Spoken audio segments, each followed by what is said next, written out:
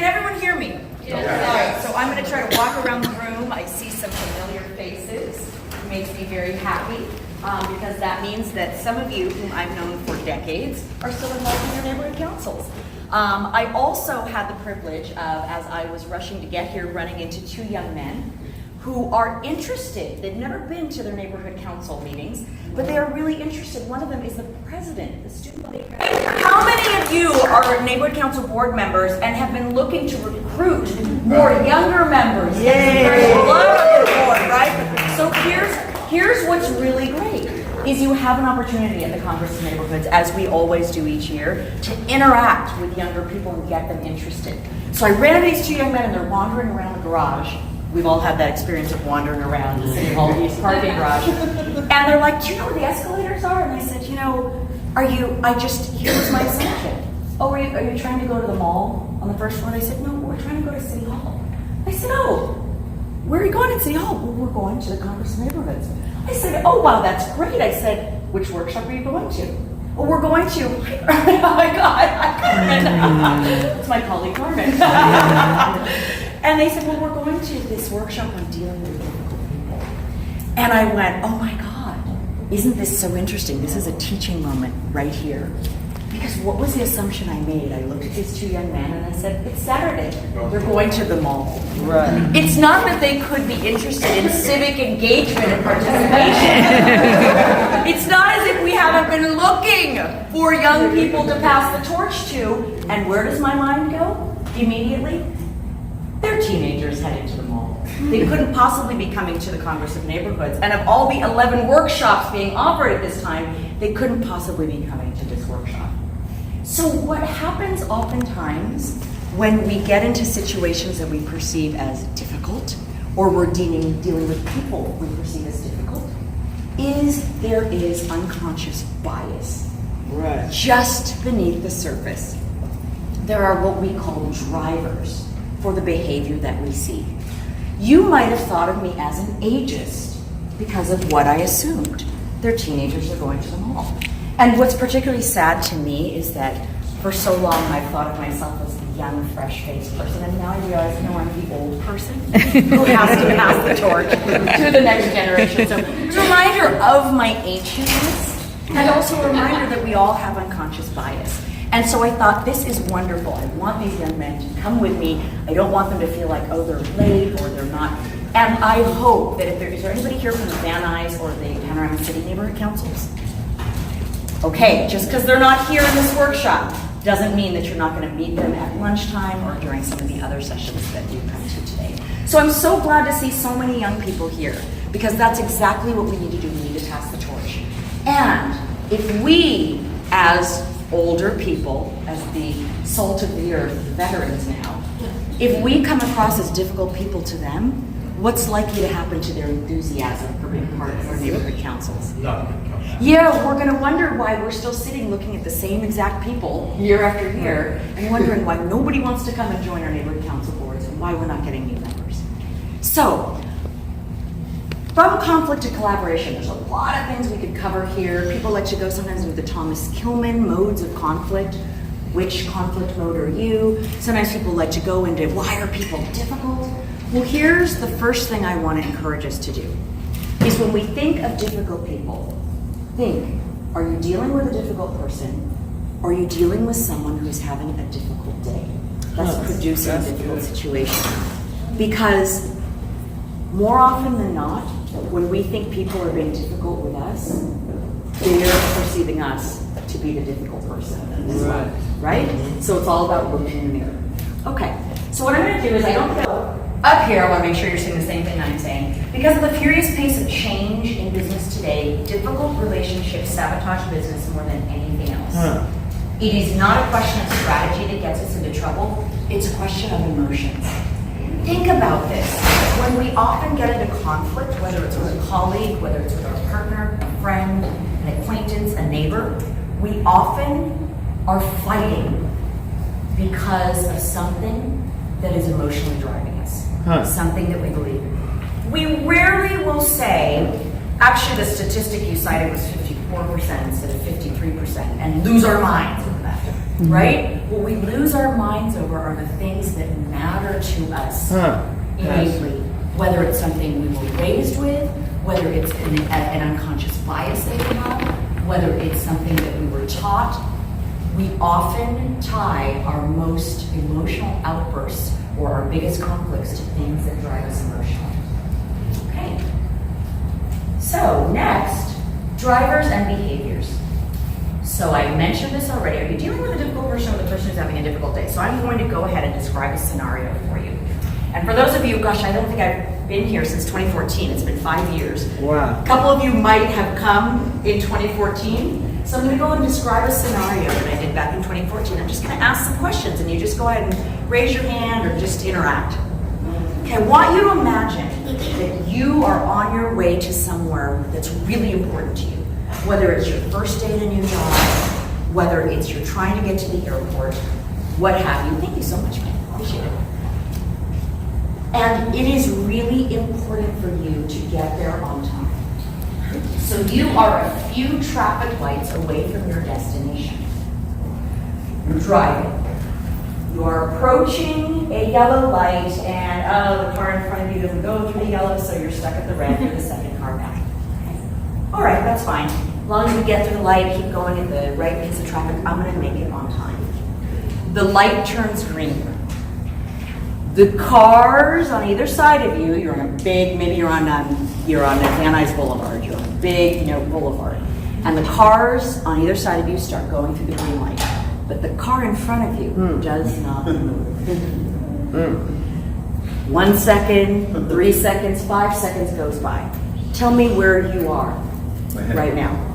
What's your emotion? What are you feeling? I've already begun honking. I've already begun honking, right? So this is someone out the gate honking. 5 seconds. Impatient. Right? Impatient. Right?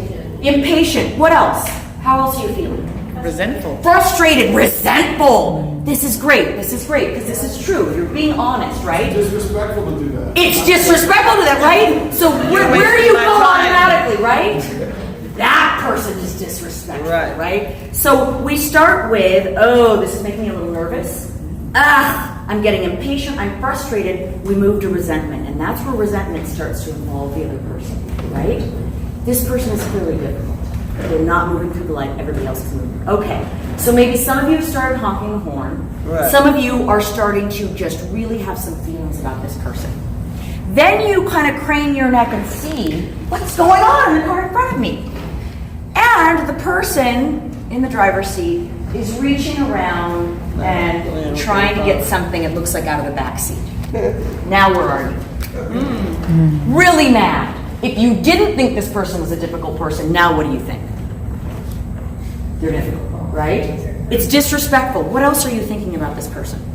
Disorganized. Disorganized. Maybe selfish? Right. Inconsiderate. Yeah, inconsiderate, exactly. Discourteous.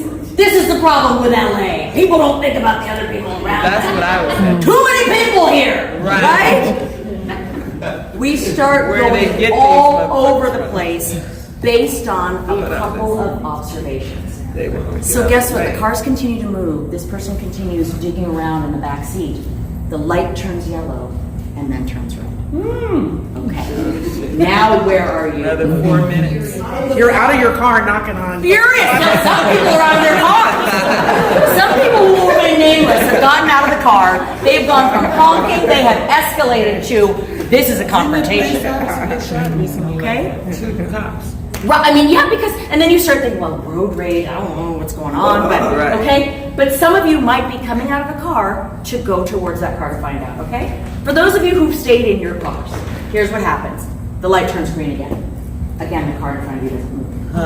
How many of you are trying to get out of this lane and go around this person? I did that. Okay, there we go. The conflict avoiders right there. Right. I'm just getting out of here. I can't deal with this person. I'm going to be mad, but I'm going to be late now. I've got to get around them. Okay. You're trying to get around the other lanes. No one's letting you in. Now what do you think of all these other people? Inconsiderate. Selfish. Inconsiderate. Now you're angry with lots of people. Everyone is difficult. Not you. Everyone else is difficult. Okay. The light turns yellow again and then red. Now you are definitely late. You're going to miss your plane.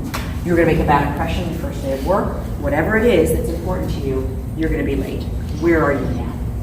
I go up to the window and knock. Right. Say, are you okay? There you go. Right. Are you okay? What? Right? Do other people have choice words for this individual? Okay. So how many of you have at least honked by now? Yeah. Okay. How many of you are pretty frustrated by now? Pretty angry, pretty resentful. Okay. So here's the point where you get out and you're just like, even if you like to avoid conflict, you can't anymore. You go up and you knock on the window. And you may say, are you okay? You might say, what the bleep is wrong with you? You might, knock a little harder than you would normally because you're upset. Whatever, what have you, it's all based on where you are at this point. Okay. So this person rolls down the window and says, my baby's not breathing. Oh, Lord. And as you look in the car, you see that there's a baby in a baby seat turning blue. And what this person has been trying to do is dislodge something from the baby's throat so the baby can breathe again. Wow. Now let me ask this question. How many of you are still pissed off, you don't care, you gotta get to where you gotta get? No. Exactly. Nobody in the room is like, who cares? I'm about to be late, right? Now what is the priority? The Save baby. the baby so you can get out of trouble for being late. But yeah, that's one reason, right? But save the baby, Right. Let me ask you something. Was the baby even on your radar 30 seconds ago? No.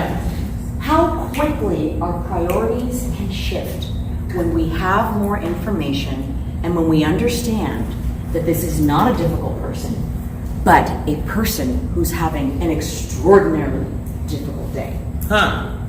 So now your priority is to help this baby. Now, lucky for you, because you're on your neighborhood council board, you went through CPR and first aid training, right? You went through the whole CERT training, right? So if everybody was choking, or if there was a baby was choking and there was an earthquake and a bridge fell, you would know exactly what to do, right? In this case, it's just a baby choking. And you've learned how to do the Heimlich maneuver on someone under the age of 2. Huh. So you helped to save this baby. Amen. So do you see what has happened to your day?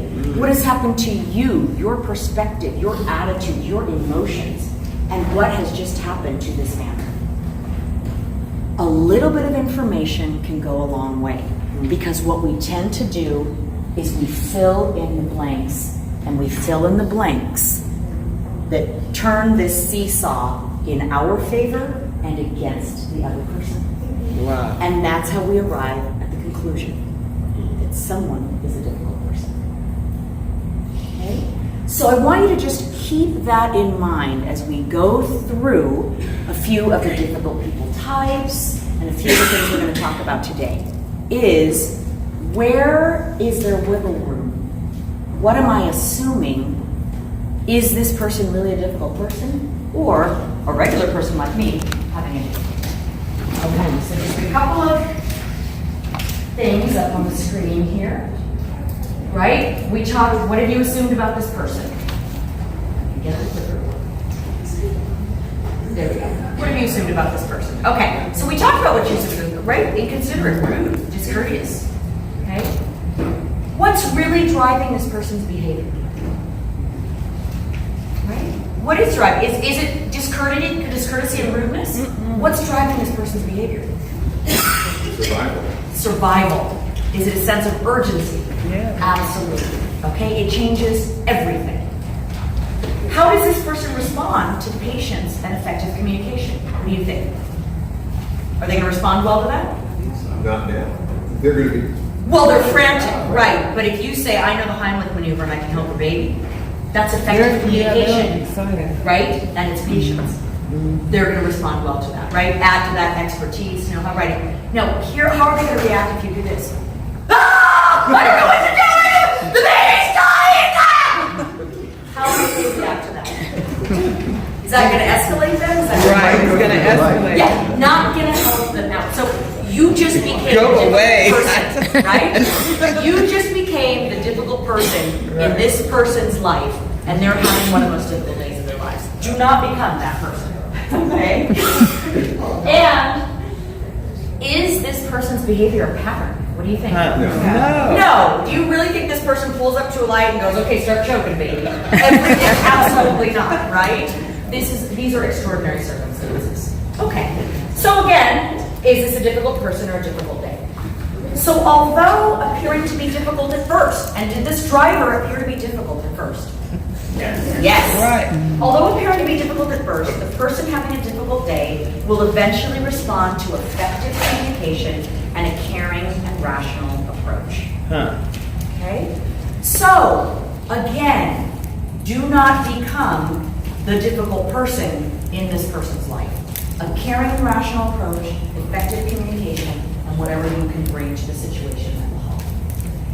Now, a difficult person demonstrates a pattern of behavior that has identifiable drivers behind it. And by drivers, I mean motivation. What's underlying, right? A lot of times we pay attention to behavior, right? That person's acting out. That person just wants attention. We're basing it on the outward behavior. But what's really driving that behavior? And in this case, the behavior appears as rude. It appears as inconsiderate. It appears as selfish. It appears as just stupid and unaware and unorganized. But when you figure out what's driving it, you begin to see that behavior as different. This behavior you're actually seeing in front of you is panicking, right? This behavior you're seeing in front of you is desperate. Those are two very different things from what we assumed in the beginning. So now let's get into the real types of difficult people. Really? Okay? And really, when you encounter difficult people, these are difficult people having difficult days, right? And it's just over and over and over again. It's very, very difficult to deal with. So, 4 types that I just want to get into, and anytime you do any kind of difficult people training, they will go into these 4 types. You've got your aggressive types and your passive types. The aggressives, you've got a hostile aggressive and a passive aggressive. And under passive, you've got the flip, aggressive passive and avoidant passive. So we're going to go into a little bit more detail about each of these. Okay. The hostile aggressives. Hostile aggressives come across, I'm going to show you on the right-hand side, this is their behavior. Then we'll talk about the drivers. On the right-hand side, the behavior. People who express their opinions forcefully. Wasn't it a beautiful day outside this morning? Not a sign of rain. Right, everybody?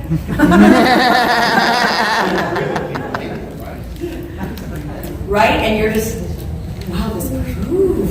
I'm not going to say a word. Right? They come in and they suck all of the air out of the room. Wow. They launch a direct attack. Okay? So here we are at our neighborhood council, and you were supposed to turn in receipts last month. Everybody heard that, right? What happened? I haven't seen anything. Have you seen the receipts yet? I didn't think so. What about you back there? No receipts. What's going on? Are you serious? Okay? Direct attack right there. Because now, what I'm trying to do is get everybody to understand, you want to be on my side, not this person's side, right? And so when the meek response, I emailed them to you as PDFs, comes up, I didn't see any emails. You see any emails? How about you? I didn't see it, right? There's the direct attack, okay? That's your hostile aggressive. Overwhelming and intense, right? I hope I displayed that. Just a little bit. Right? Overwhelming, like, oh my God. So those of you who really just want to smooth things over and don't want any conflict, you are going to fall right in line because you do not want to contradict this person. Interrupts. Okay? So whatever you're talking about, they're going to pull it right back to what they were talking about. And has firmly entrenched ideas and perspectives. Now let me just say one thing about this. Lots of us have firmly entrenched ideas and perspectives, right? Many of us are not going to be persuaded away from the beliefs that we hold dear. But the true hostile aggressive has a firmly entrenched belief and perspective about everything, right? I know nothing about professional basketball, right? So I have no business talking about overtime and who's likely to go to the playoffs, right? But if I'm a hostile aggressor, I'm gonna have some opinions. It's gonna be based on the quick 30-second snippet that I saw on Sports Center last night. It's gonna be based on an opinion that I overheard on the train this morning. And I am gonna just lay it down, and it doesn't matter if you are a retired professional basketball player. I'm gonna argue completely about it. Have you seen people who do that? Yes. They're losing the argument because they Yes. don't have the facts. Exactly. But they just keep going. Understand something about them. Have compassion for them because they are not in control of what they're doing, right? You can be in control of what your mind tells you, and mind sometimes can be in control of what you do. And that's what's happening. They are being driven by decades, a history of being this way. Now, let's look at what the drivers are. What is the underlying motivator? This is a drive to feel superior to others. You know, what people often assume is, oh, well, this is just somebody with a big ego, they're entitled, they're this. Often it's just the opposite. They feel very small. Right. Something happened to them in their childhood where they were the run to the litter, nobody paid attention, it will never amount to anything, that kind of thing. Or they were bullied on the schoolyard, right? Something happened that was really unpleasant and that we wouldn't want to wish on anybody. That has helped to make them feel like they need to launch a direct attack in order to get somewhere. They also want other people to recognize their intelligence and their authority. And sometimes it's not about intellect, sometimes it's just about I'm the biggest person in the room. What? Right? So we know this from being kids. A lot of times the biggest bully on the schoolyard is not the person with the best home life. They're in fact witnessing domestic violence. They're being abused by somebody in the home. And that comes out as that hostile aggressive behavior towards you and yours. So let's take a look at what this looks like in adulthood. Or actually first, the hostile aggressive stages. Okay? So first, the hostile aggressor comes in and proclaims a strong, unwavering opinion. I think it's pretty clear that this is going to be the best workshop that you attend today, isn't it? Mike read you my qualifications. I don't know who wasn't incredibly impressed by that. You've probably already gotten your money's worth by now. Here's the first phase. The next phase. I now encounter a person who disagrees or takes issue with a statement. Okay? So now I've encountered this young man right back here who says, well, actually, I'm going to be giving a workshop later today. Maybe you'd like to come. It's on the planning process for... Who cares? Anybody care about the plan? Come on! What who here thinks this guy is going to give a better presentation than me? I mean, what kind of credentials and qualifications? What? Seriously? Seriously? Clearly, you haven't been paying attention. I mean, please, we're done with it. So I've now, this poor person has tried to say, maybe they're not exactly right about this. Maybe there's some wiggle room here. And what I do is I do the full-on take, right? So everybody else is going to be now doubly afraid to take me on, right? I then engage in belittling argumentative battle. Did I do that? Yeah, right? And I said, who here thinks this guy's better than me? And he raises his hand, right? That makes me mad. Right? So now I gotta insult you even more. And I'm probably gonna do ad hominem, right? So I'm just gonna be like, you know what? That hat went out in 1990. Really? You think you're gonna be teaching classes with that hat? Give me a break. Look at those glasses. Got 4 eyes. Don't worry about me. These are just I got perfect 20/20. So I'm gonna go all over the place, right?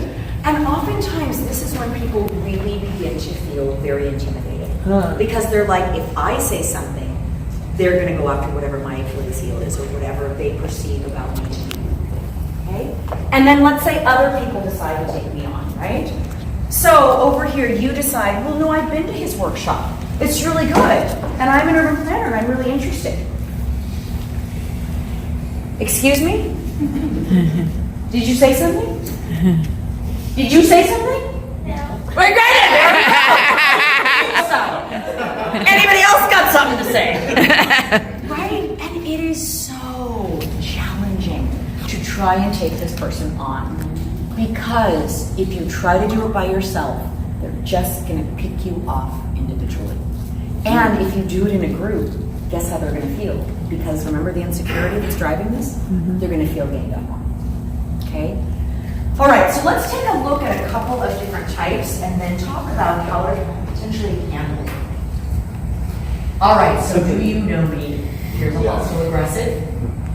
This is Little Miss Can't Be Wrong or Mr. Know-It-All. So, here is the person who I just basically impersonated. How do we try and deal with this person if this person is not on our board, but is somebody who comes repeatedly to a meeting? Right? Okay, it's time for public comment. I've signed up for public comment. This is a sham neighborhood council board. I've run for this board 3 times, and all of you are working against me to get elected. I know I've got the support of the community. What is it going to take to make you clowns realize that you don't know what you're doing and that I need to be a part of your board? Okay, so the great thing is you don't have to respond to public comment.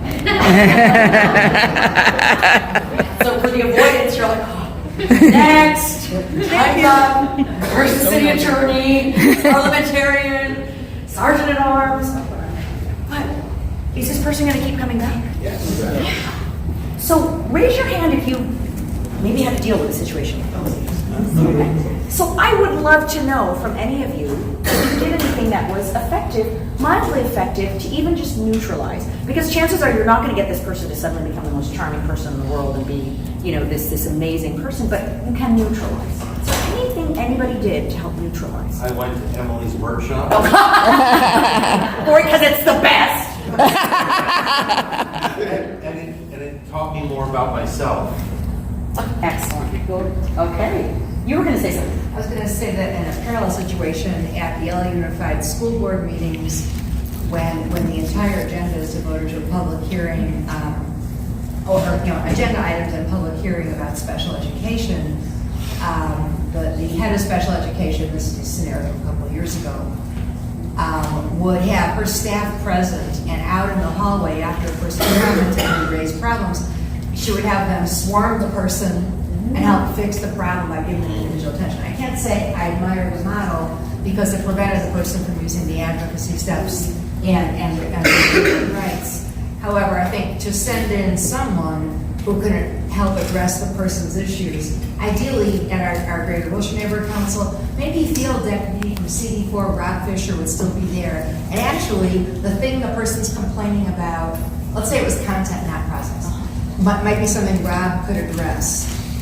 Rob, bless his heart, would quickly go and crouch by the person and get all the personal details and follow up with them immediately the next morning and help them find the right channels to fix it.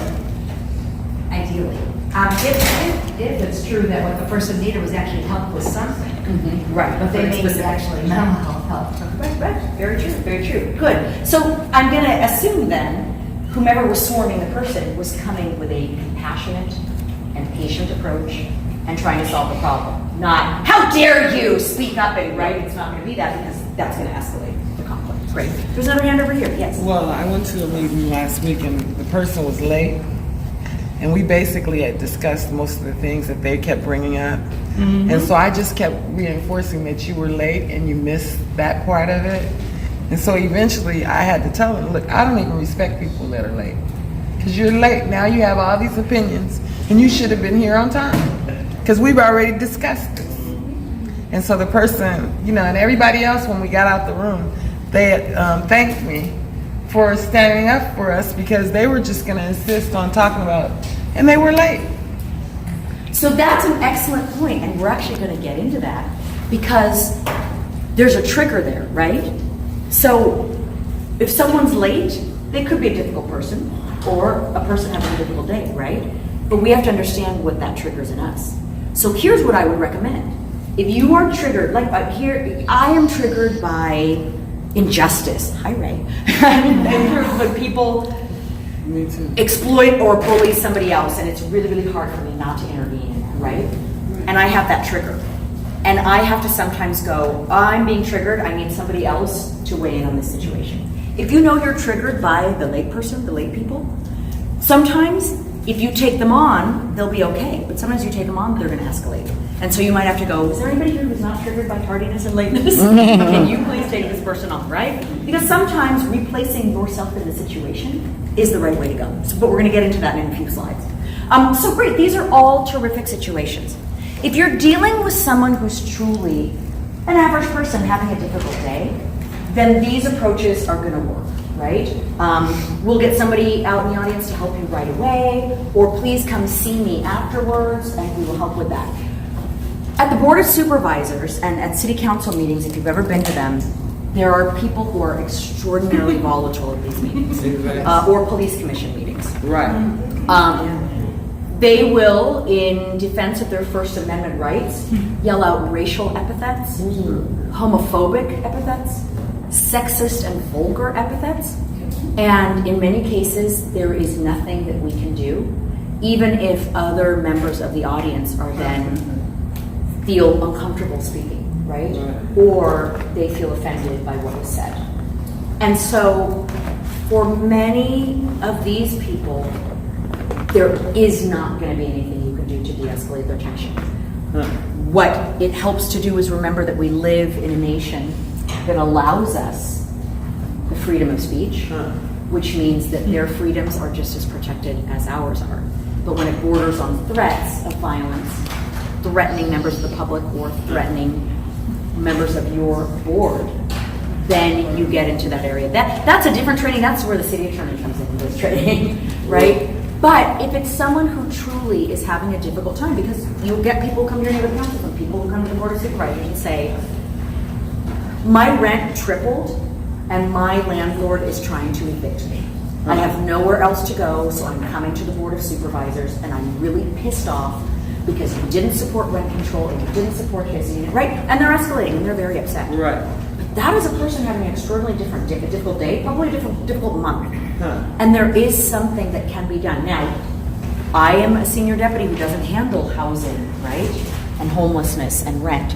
So it would be a bad idea, no matter how compassionate I am, to go up to that person to try to help them. But if I know I have a colleague who works with the Los Angeles County Development Authority and the Housing Authority for the County of Los Angeles and works with his or her fingertips, then I can say, let me try to connect you to this person. Now here's where other people get pissed off as well. I will connect you to that person. Here's my card, email me. That person emails me 2 days later and I never get back to them. Now who's the difficult person? Me.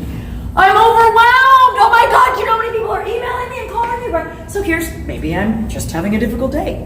Maybe the person emails me again. Hi, I emailed you yesterday, didn't hear back from me. Oh my goodness, thank you for reminding me. Let me connect you. But again, another opportunity for difficultness, right? I connected to my colleague's out on vacation for 2 weeks. Meanwhile, this person's getting evicted, right? But you see how many opportunities there are to assume that someone's being difficult, right? So again, in many hostile aggressive situations, if this person is truly a hostile aggressive or this person has mental health challenges, you're not going to be able to talk them out of the tree. You're going to have to deal with them every month when they come to your neighborhood council meeting. But if you personally feel triggered by how they are, then replace yourself in the situation. Don't respond. One of the worst things is when you see somebody on a board get upset or pissed off or get triggered. Because guess what the hostile aggressive likes about that? Ha! I can use this slur and this person is going to be upset. And Push your button. Exactly. Okay, so let's take a look at another hostile aggressive type. This is the naysayer. Right? So we're going to be planning our board retreat. And we're going You don't to... want to have a horse trip. Is it going to be at the same crappy place it was last year? I didn't like the food. I didn't like the food. What else? It was too long. There was no park. There was no parking. It was really far away. Oh my God, it was so hot in that room. Oh my God, it was freezing. How come we have to do it on Saturday? So my guess is that you are familiar with the naysayers. Now, let's really look in the mirror though. Are we sometimes the naysayer? Yeah. We're probably not difficult people, but for whatever reason, we're having a difficult day. And maybe the time you planned it last weekend was the weekend of my anniversary with my spouse, and we're having some marital issues. And so after that retreat, I caught hell when I got home. So guess what I'm now linking in my brain forever to that retreat? Unpleasantness on the home front. Okay? Or maybe our board paid way too much for a facilitator who came in and just really didn't do very much, right? And I got outvoted because I suggested that we bring in Dr. Brian Marks to talk about implicit bias at our retreat. Nobody wanted to listen to me, so look what we got, a crappy, boring, tepid retreat, right? Again, right now in this moment, I'm a hostile aggressive, right? But perhaps on other days, I'm perfectly charming and you enjoy me. So how do you get to the naysayer? Do you shut the naysayer down? What do you think you should do? What have you, since all of you are familiar with the naysayer? What works? What was that? Get their input. Okay. And how do you get their input? You again. What do we? Who wants to take notes on that? No, we don't get we don't get the input. Yeah. Okay. Tell me specifically. I'm going to limit you to 3 things you didn't like about last year's retreat. Don't tell me 12 things. Tell me the top 3 things you didn't like about last year's retreat. Let's get them up on the board and let's address them so they don't happen again next year. Okay? But we're really going to address it and we're really going to see. Now, can you tolerate some of the other things you didn't like as long as we address the priority things? Okay, so you didn't like the food, you didn't like the facilitator, and there was no parking. So if we address those 3 things, can we get your support? Are you on board? Now, the true naysayer is never going to be on board, right? But the naysayer or the person who's having a naysayer day will get on board. Okay? And remember that 90% of the people we deal with are people just having that moment. Okay. But what if they're Yes, just what? naysaying because of you? They don't like Very you. good question. Very No good matter question. what you said. So guess who you are to them? You're the difficult person, right? So what is triggering them? And maybe you don't know, but maybe somebody else on your board does know. You know, when I worked for the fire department, I was there for 5 years, and I came on as a pretty young, mid-30s woman of color on a department that was 98% male. So everywhere I went, they're like, oh, there's the girl, there's that girl, there's that girl. It was, so I was like, okay, well, I understand there's kind of a cultural shift that needs to take place here, but these are 4,000 people, they're going to outnumber. But I still remember I had a staff member who was in his early 50s. And he said to me, Emily, as soon as they see you coming, they start putting up their guard. And I just was so mad. I was like, that's so unfair. How am I supposed to get my job done if they hate me on site? And that's where I learned about replacing yourself in the situation. Is I said, I have to be okay and really kind of let my ego back down and sometimes say, Greg, you're going to take this one. Greg, you're going to go into that fire station and deal with it. Because although I believe that I can help to de-escalate conflict, what you see speaks, what you are speaks so loudly in my ear that I cannot hear what you say. What you are speaks so loudly in my ear that I cannot hear what you say. So before I even open my mouth, oh, it's the girl. She's come to our fire station to tell us how to behave. And there isn't anything that I can do. I mean, if you can believe it, I would sometimes I remember walking into one fire station, and all the firemen got up, and they went over to another table, and they scrunched in, practically sitting on each other's laps, just so no one would have to sit next to the girl. I was polarizing. And although I was able to make change, what I had to do was first find the people who were receptive to change. And you had a third of the department saying, hallelujah, somebody's here. Wow, we are living in dinosaur land. This is Jurassic Park. Knuckles are dragging on the ground. How do we get into the 21st century? Okay? And then you had a third of the department going, I don't know about her, and a third going, let's run her out of here. So I can't go and work with the people who want to run me out of town. Right? I've got to start with the people who are receptive and then collaborate with them to work on the people who are neutral. And then what happened in this case is many of the people who were resistant retired. I mean, it's fascinating when you look at the fire department now and what it looks like now and what its issues are now versus 15 years ago. So remember that. Sometimes it's going to be you that is making the situation difficult.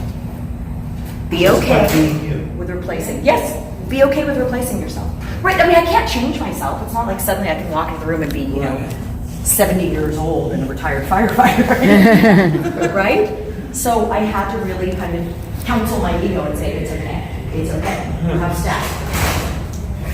Okay, let's look at the passive aggressive. What's this type like? Now remember, this is another aggressive type. Let's look again at what it looks like on the right. What does the behavior look like? Behind a seemingly pleasant facade lurks a thinly veiled hostility. This is someone who launches innuendos, sarcastic remarks, backhanded compliments. Right? Right. Oh! Have you lost weight? Yep. Huh. Yeah. I can tell. Face looks a little gaunt. Was that a compliment? Or an insult? What was that? Was that solicited? No. He's like, who are you? Right? Have we met? I mean, this is what people do when they're passive aggressive. Right. They engage in non-playful teasing, right?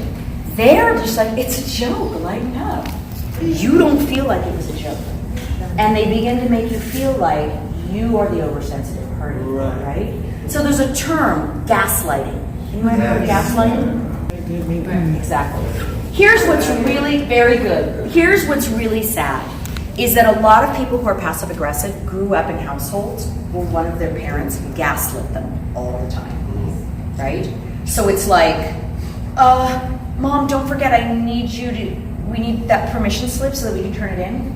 What permission slip? The one that I gave you last week that you're supposed to sign? I don't remember getting a permission slip. Remember I've talked to you about being more organized?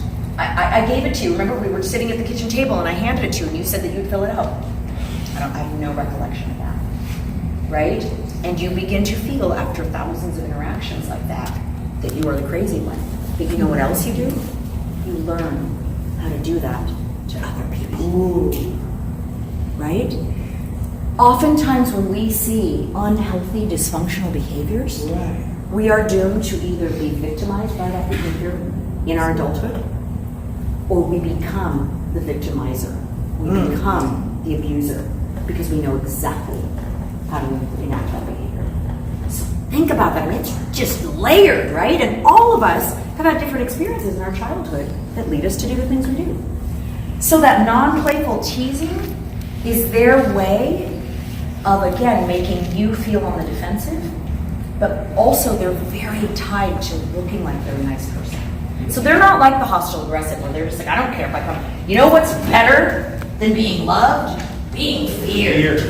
That's the hostile aggressive, right? The passive aggressive does not like that. They don't want to be feared.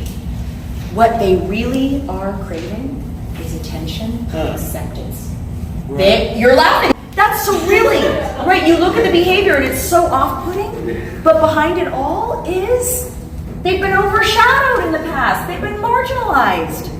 Ray, why can't you be like your older brother? Why do you have to suck at sports so bad? Your brother lettered in 3 sports and you can barely throw a ball. I mean, what's wrong with you? Yeah, he's not going to be on the team. Right. Is he ever going to even go out for the team? Right? I mean, he's just going to go in and not going to be rejected, right? But Ray might grow up to now revisit these behaviors on other people. Okay? So, some of you have encountered people like this. Some may have. They might be even closer. They might be in your family, right? So we're really familiar with these people. So let's take a look at what this looks like. Do you know the passive aggressive? This is the underminer. So remember we have the naysayer? Oh my God, last year's retreat sucked. Okay? That's not what the underminer does, because the underminer would never express it that way, because then you might not like them. You might not accept them. So they're just going to undermine, and here's how they do it. Emily, would you like to be in charge, since we know that you didn't like the food last year? Would you like to be in charge of finding the caterer, getting 3 quotes, and reporting back? Sure, I'll do that.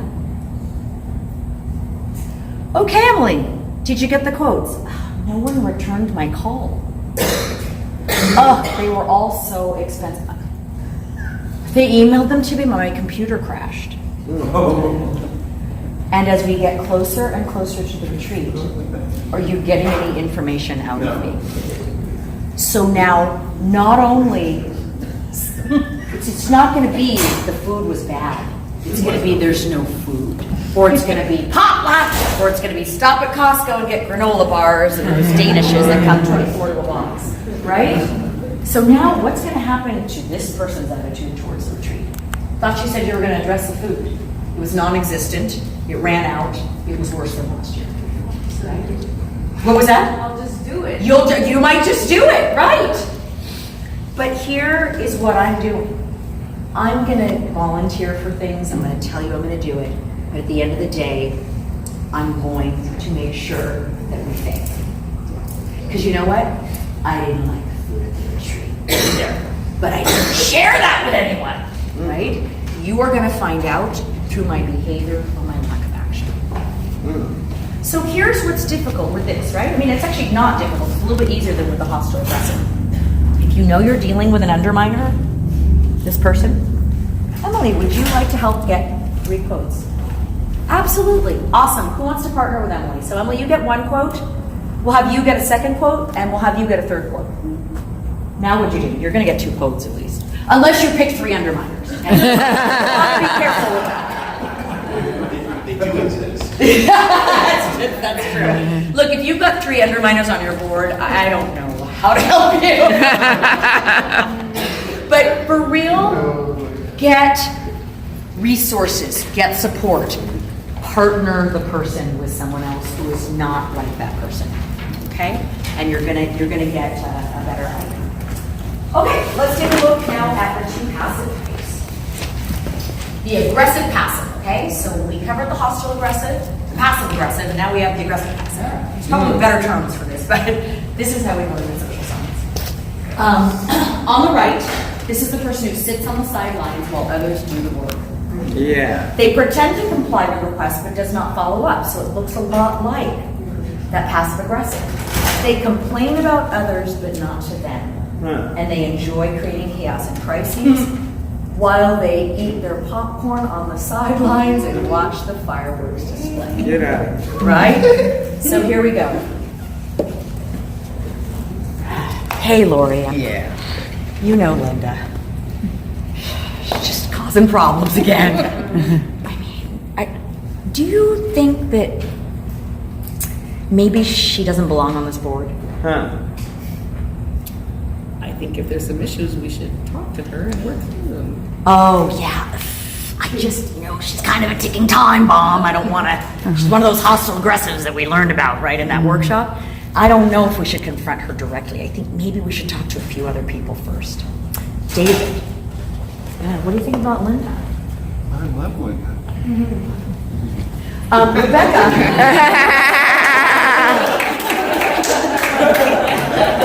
All right.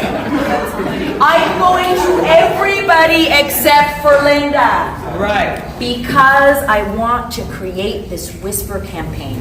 I want Linda to wonder what's going on. I want Linda to be a little bit nervous, a little bit afraid, right? A little worried. Okay? And anybody who loves Linda automatically becomes Linda to me. Okay? You've got Linda and the Linda lovers. Right? You can do the Linda lovers. They're worse than Linda, right? Okay. So this is the thing. If you have a complaint, and all you are doing is complaining to people who can do nothing about it, you have no power. Right. You are coming from a place Exactly. of no power.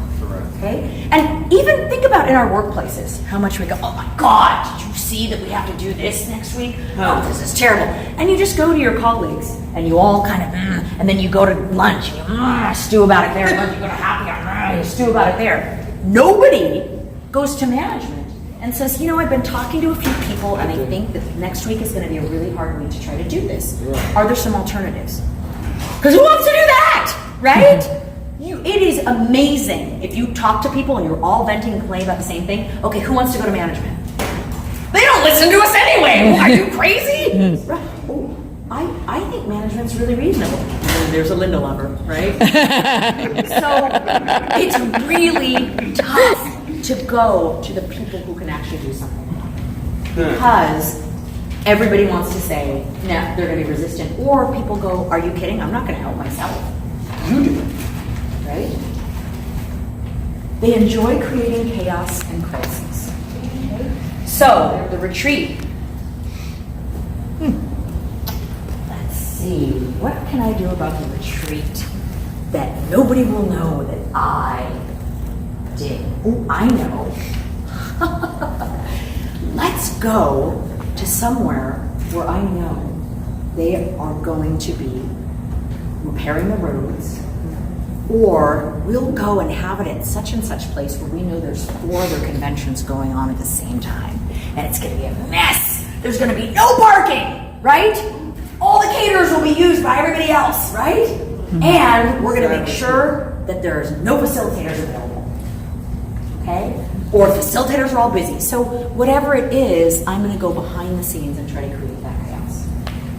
Because at the end of the day, there is something enjoyable to me about grabbing my popcorn and watching all of you fight with each other. That is a relief to me. So where does that come from? We'll take a look at what the drivers are.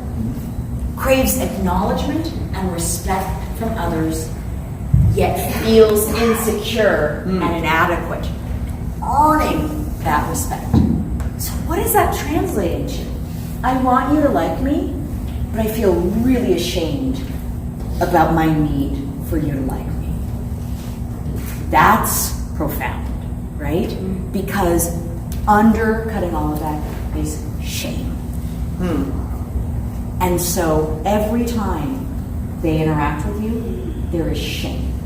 Because they're revealing to you that they need you, that they connect with you, and they depend on you. And that shame can come from all kinds of different things from childhood. Okay? So how do you address shame? I mean, a lot of times we do the wrong thing. We see this behavior and then we shame them for it. That's going to do exactly the opposite. How do you deal with someone who just wants to create fireworks, who likes to gossip, go behind people's back, not address it? Right? This gentleman came up with something really great. I love Linda.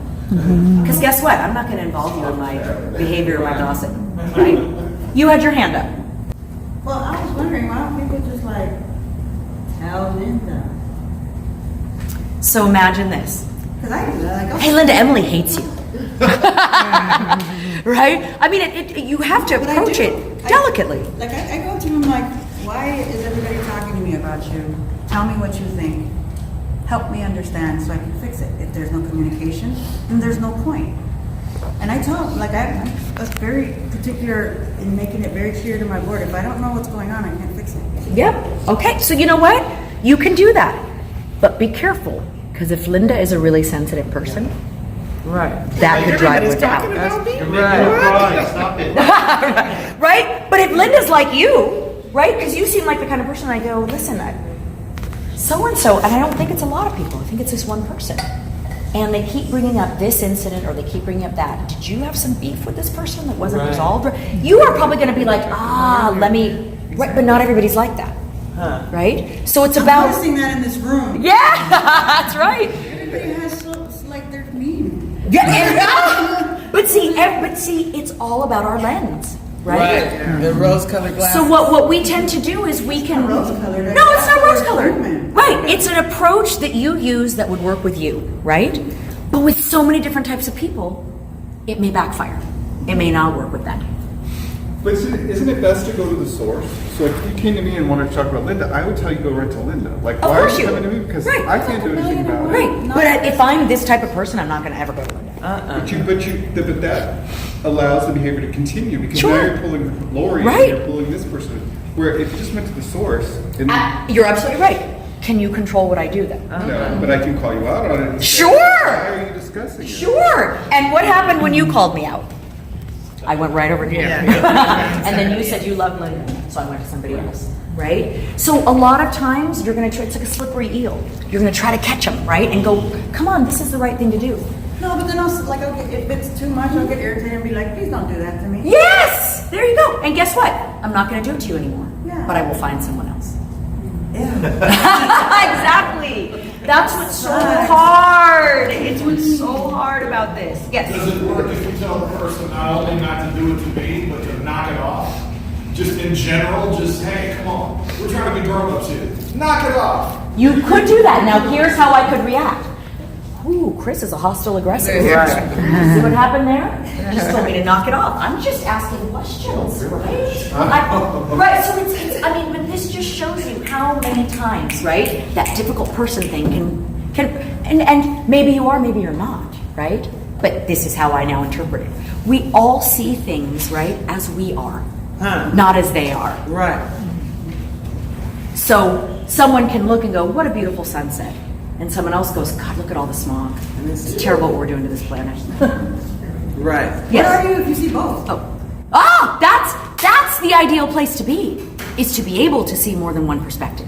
Because you learn in college, that's the first thing they tell you. If you're going to argue, you need to learn and know. You need to how understand argue both both sides. perspectives, right? It's so difficult for human beings to do that. It's like our brains are too advanced for that.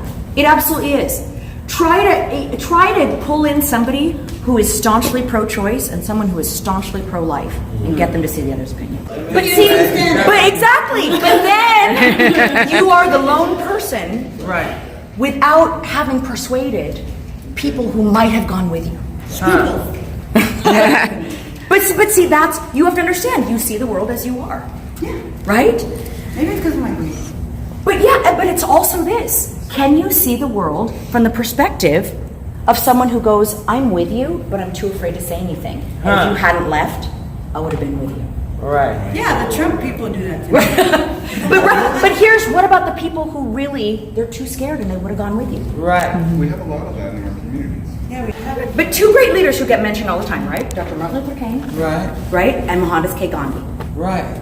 There are people who despised them and to this day still do. They call them both sellouts. Why?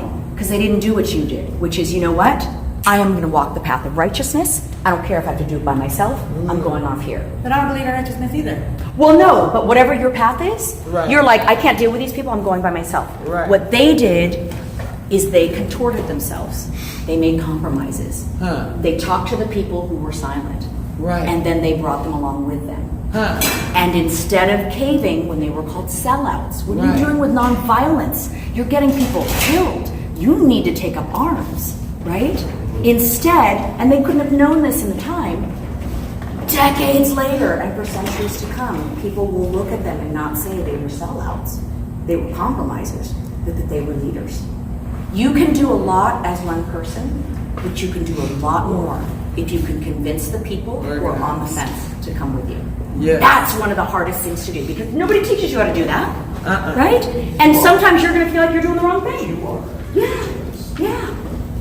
So let's get to the last type of person. Last type of passive. Well, first, do you know me? This is the aggressive passive, right? The chicken little person. Okay? Everyone's out to get me. I really want to connect with you, but I'm ashamed of connecting with you, and now I'm going to act really weird, and you're not going to want to deal with me. And then what I'm going to say is, see, they didn't want to deal with me. You're not wrong. Not worth it. Just catch-22. Okay, now let's look at the avoidant passive. Okay, this is the last type. Look on the right. They will choose inaction over potentially doing anything. Okay? They will divulge very little information even when asked. They will avoid making decisions and taking risks. Recently, I was at a retreat and we went around the room and we had to talk about what our names meant, why our parents named us what they did. Carmen was there, right? And I got to learn that Carmen was named after the Bizet opera Carmen. Wow. It was great, right? And we talked and it was really neat. There was one person in the room though who didn't share their real name. And they were very, very secretive about it. And when I heard them share their name, I was like, that's not their real name. What just happened? But there are people who have gotten into trouble for revealing themselves. They cannot be vulnerable with others because it has resulted in so much pain and so much discomfort for them that they shut down. So they feel unworthy.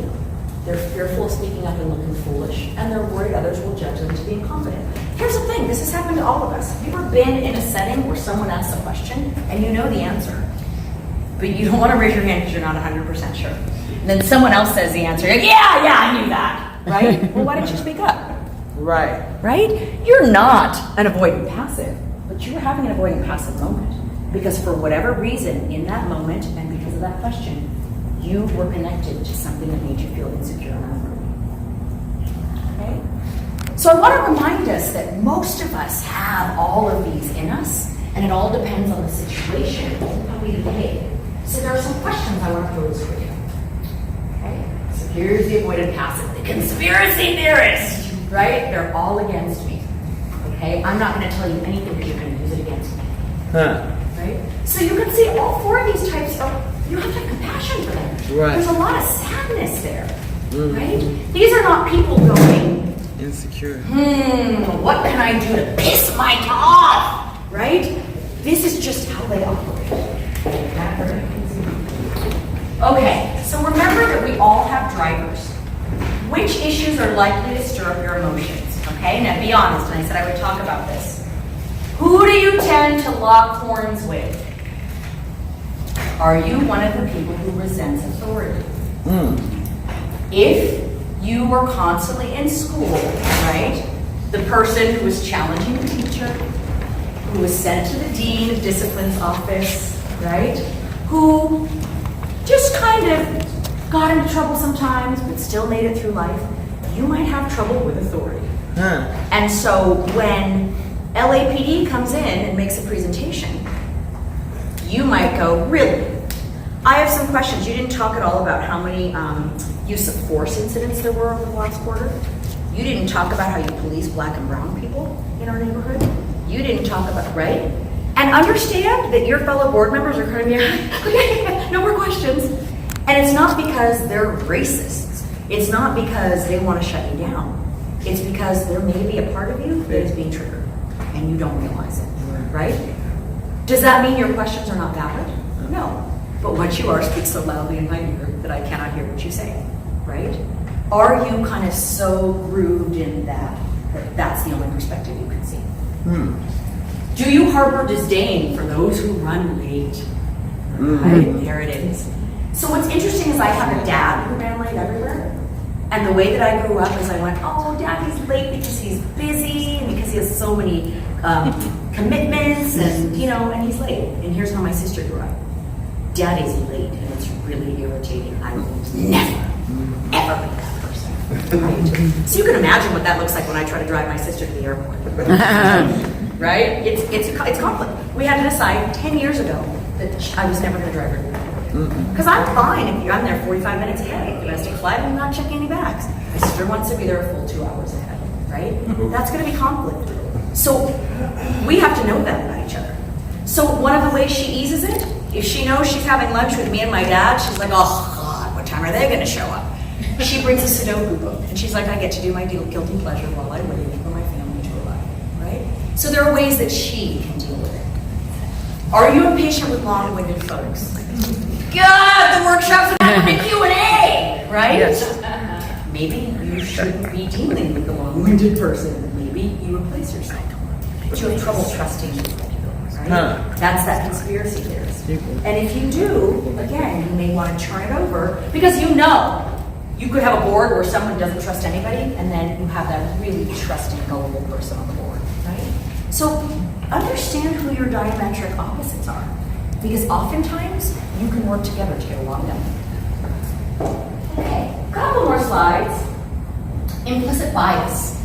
How many of you have taken a workshop or read about implicit bias at all? Okay. So LAPD recently underwent implicit bias training for all of its members. Implicit bias is an unconscious bias that drives us to make decisions and to jump to conclusions not based on facts. We don't do it on purpose. It's not a conscious bias, right? Like, here's a conscious bias that I have. I am all about, people participating in the democratic process and being heard. That's an explicit bias, right? That's not something that I'm not aware of. But I do have an implicit bias of when suddenly there's a noise at 3 in the morning. My implicit bias is I'm not going to say the house is settling. That was just the pipes. The sprinklers just came on. That's a raccoon outside. You know what my implicit bias is? Someone just broke into the house. Yeah. Right? So when I'm awake in the middle of the night with that, I'm not rational about it. I am like, someone's in the house. What is going on, right? And that comes from, years of when I was a teenager, sophomore at Berkeley, someone broke into our house. So from now on, and it was at 3:45 in the morning, from now on, that's what I'm going to think of, okay? It's good to be in touch with those because we tend to fill in the blanks. So I'm going to give you one last scenario and I'm going to ask you a question about it, and then I'll show you a slide that has resources. Okay? I want you to imagine that you are walking in the middle of the street. You are dressed all in black. There's no moon out. There are no street lights on this street. Suddenly from behind you, a car careens around a curve at a high rate of speed without its headlights on. At the last moment, the driver manages to see you and swerves to avoid hitting you. The question for you is, how did the driver see you? So I'll repeat it one more time. You are walking in the middle of the street. You are dressed all in black. There's no moon out. There are no street lights on this street. Suddenly, from behind you, a car careens around a curve without its headlights on. At the last moment, the driver manages to see you and swerves to avoid hitting you. How did the driver see you? So do you know the answer, or are you guessing? I'm pretty certain that I know what would happen. The driver would have to be paying attention. Okay, yeah, the driver would have to be paying attention for sure, right? So here's the deal. There are about 10,000 plausible answers to this. Right. But there's only one elegant, simple response. So it could be that you're wearing reflective clothing and the driver saw you. Could be that there's fireworks going off in the distance that illuminated you. Could be that you were on your cell phone texting and they saw the light from the phone, right? But the answer to this is, it's daytime. Simple, huh? So let me repeat it for you. You are walking in the middle of the street dressed all in black. There's no moon out. There's no street lights on this street. Suddenly, from behind you, a car careens around a curve at a high rate of speed without its headlights on. The driver manages to see you, swerves to avoid hitting you. How did the driver see you? We have a natural tendency, because of implicit bias, to fill in the blanks. Right. With information that is wrong, that we don't know. And I set it up for you because I told you there were no streetlights and there was no moon and there were no headlights. And the more I told you, the more you became certain that it was nighttime. Exactly. And by the time you got to the end, you could not extricate yourself from that assumption. So I want to invite you to remember what you just did a minute ago in your seats, where you assumed something that was the opposite of what was true, based not on what I told you, but what you couldn't see. Right. Thank you so much. I will put the resources on the website.